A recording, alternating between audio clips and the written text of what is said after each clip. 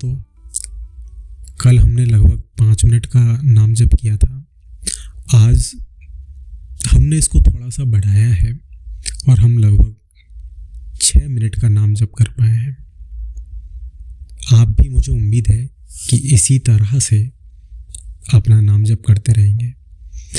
कोशिश कीजिए कि कम से कम हमारे साथ आप धीरे धीरे नाम जप करें। आप चाहें तो अपने से 6 मिनट से ज़्यादा भी कर सकते हैं। कोशिश है कि हम धीरे धीरे इसे आधा घंटे तक ले जाएं। धन्यवाद दोस्तों।